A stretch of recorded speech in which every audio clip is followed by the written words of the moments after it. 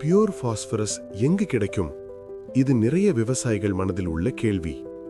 உண்மை என்னன்னா, pure phosphorus கடையில வாங்குற உரம் இல்ல, அது உங்க மண்ணுக்குள்ள தான் இருக்கு.